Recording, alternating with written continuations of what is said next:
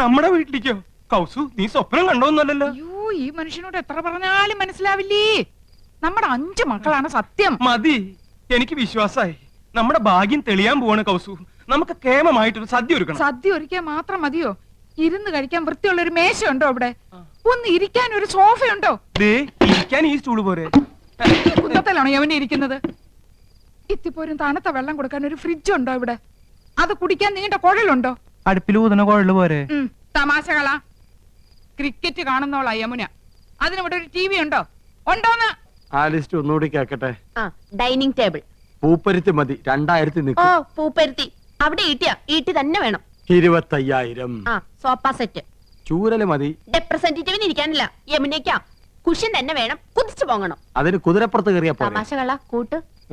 25,000. Bridge. പാലോ അതും വേണോ? അവർക്ക് നടന്നു വന്നാ പോരെ? അതല്ലെന്ന് തണുപ്പിക്കുന്ന ഒരു സാധനം ഇല്ലേ? Fridge 9,000. TV. Black and white പോരെ? ഓരോ കളർ തന്നെ വേണം. 10-20 അടി നീളവും വേണം. 10-20 അടി നീളോ? ഇഞ്ചായിരിക്കും. ഇഞ്ചെങ്കിൽ ഇഞ്ച്. ഒയറില്ലാത്ത ഫോൺ അതൊരെണ്ണം മതി. മൊബൈൽ. മൊബൈല്. ഒയറില്ലാത്തോണ്ട് ഇതിന് വില കുറവായിരിക്കും. ഇനി അയ്യോ, ഇനി മടക്കല്ലേ, ഒടിഞ്ഞു. തൽക്കാലം ഇത്രയൊക്കെ മതി. മതി. ഇനി ഇതിന് പണം ഉണ്ടാക്കാനുള്ള വകുപ്പും കൂടി പറഞ്ഞു തന്നെ. മൊത്തം പണം കൈ വെച്ചോണ്ടാണോ എല്ലാരും ഇതൊക്കെ മേടിക്കുന്നത്? ഇൻവെസ്റ്റ്മെന്റ് വാങ്ങണം. ഇൻസ്റ്റാൾമെന്റ്. അതെങ്കിൽ അത് അങ്ങനെ ആവുമ്പോ മാസം തോറും ഈസി ആയിട്ട് അടയ്ക്കാം. അല്ലെങ്കിൽ കടം വാങ്ങണം, പലിശ കൊടുക്കണമെന്നല്ലേ ഉള്ളൂ. എന്താ മുൻഷി പരമേശ്വരൻ പിള്ളയുടെ മകനെ കടം കിട്ടില്ലെന്നുണ്ടോ? നോക്ക്, നിസ്സാരമായിട്ട് തള്ളരുത്. ഇത് നമ്മുടെ പ്രസ്റ്റീജ് ഷൂസാ. എന്തു പറയണെന്ന് വാടക വീടാ എന്നിട്ട് പോലും അത് കണ്ടാലേ ഇത് വെറും കാലിത്തൊഴുത്ത. വീട് മുഴുവൻ പൊട്ടിയും പൊളിഞ്ഞും അഴുക്കും പിടിച്ചു കിടക്ക. ഇവിടെയാണ് നമ്മൾ താമസിക്കുന്ന നെമനെ അറിഞ്ഞാ മോശമല്ലേ? ആനന്ദം, 2 കുട്ടികളുടെ അമ്മയായപ്പോൾ നിനക്കല്പം സൗന്ദര്യം കുറഞ്ഞിട്ടുണ്ട് എന്ന് കരുതി ഞാൻ വേറെ കല്യാണം കഴിക്കുന്നത് ശരിയാണോ? അതും ഇതും തമ്മിൽ എന്താ ബന്ധം? ബന്ധമുണ്ട്. വേറെ വീടൊന്നും വെക്കാൻ പറ്റില്ല. വേറെ വീടൊന്നും വെക്കണ്ട, ഉള്ള വീടൊന്നും മോടി പിടിപ്പിച്ചൂടെ? ഇതിനൊക്കെ അച്ഛൻ അനുവദിക്കണ്ടേ ആനന്ദം? അനുവാദം ചോദിച്ചാ അമ്മാവനൊരു പദ്യം ചൊല്ലും. ഇതൊക്കെ ചെയ്തു കഴിഞ്ഞ അഭിപ്രായം ചോദിച്ചാലും പദ്യം ചൊല്ലും. പാവം അമ്മാവനും പാവം മോനും.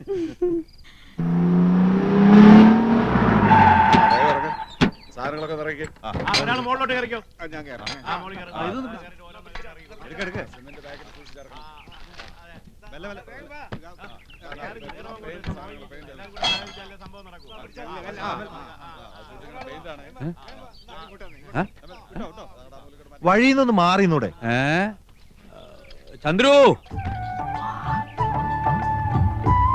ചന്ദ്രു,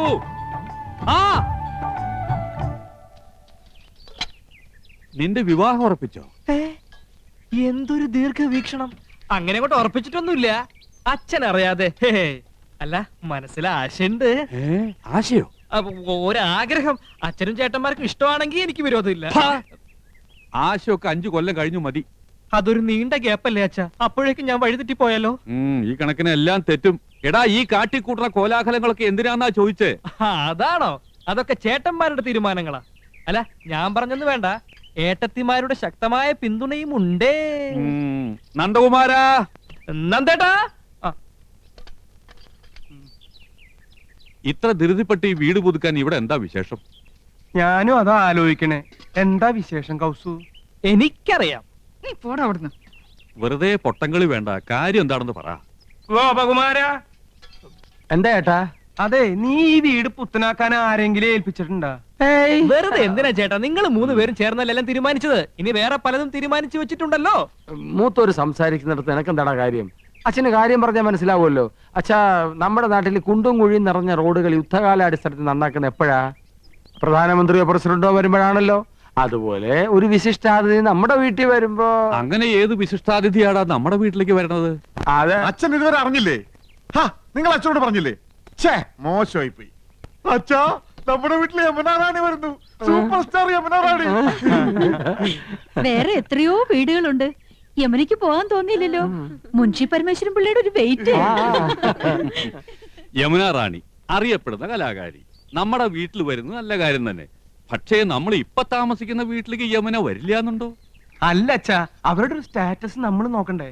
അവരുടെ പദവിക്കനുസരിച്ച് ഉയരാനുള്ള ശേഷി നമുക്കുണ്ടോടാ? നമുക്കൊരു അഭിമാനമുണ്ട്. അച്ഛന് പറഞ്ഞാ മനസ്സിലാവില്ല. അതേടാ, എനിക്കൊന്നും മനസ്സിലാവില്ല. മനസ്സിലായിക്കോളും. പക്ഷേ ഒന്നെനിക്കിപ്പോ പറയാനുണ്ട്, ഇത് അഭിമാനമല്ല, ദുരഭിമാനമാണ്. ദുരഭിമാനം ആദ്യം ഒരു വിരുന്നുകാരനെ പോലെ നമ്മുടെ മനസ്സിലേക്ക് കടന്നു വരും. ക്രമേണ അത് നമ്മെ നയിക്കാനും ഭരിക്കാനും തുടങ്ങും. ഒടുവിൽ ആധിപത്യം സ്ഥാപിക്കും. നിങ്ങളുടെ ആഗ്രഹം തന്നെ നടക്കട്ടെ. കുട്ടിയോളെ, നമുക്ക് എന്തെങ്കിലും പഠിക്കാം. അച്ഛൻ ഇപ്പൊ പഴഞ്ചൊല്ലൊന്നും പറഞ്ഞില്ലല്ലോ. മറന്നുപോയതാവും. എന്നാ ഞാൻ പറയാം. തെളിക്കുന്ന വഴി പോയില്ലെങ്കിൽ പോകുന്ന വഴി തെളിക്കുക. വഴി തെളിക്കാൻ വന്നിരിക്കും ഒരുത്തൻ.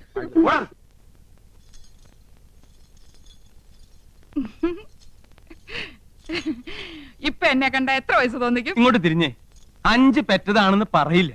13 വയസ്സുള്ള മോന്റെ അമ്മയാന്ന് പറയുവോ? ഏയ് ഇല്ല ഇല്ല. പിന്നെ ഒരു 4. അതും ഇല്ല. പിന്നെ 3 പറയുവോ? പുകഴ്ത്താണെന്ന് ധരിക്കരുത് കൗസു. ഒരു 2 അത് പറയും. അത് മതിയായിരുന്നു. 5 പിള്ളേരുടെ അമ്മയാന്ന് പറയാൻ നാണാവുന്നു. നിനക്ക് മാത്രല്ല, എനിക്ക് സ്കൂളിൽ തലയുർത്തി നടക്കാൻ പറ്റണില്ല. എന്റെ കുറ്റ? പിന്നെ എന്റെ കുറ്റ. യമുന എന്ത് ധരിക്കും? ചെലപ്പോ ചുരിദാറായിരിക്കും. അതല്ല, എന്തൊരു വിചാരിക്കും 5 പിള്ളേരുടെ അമ്മ.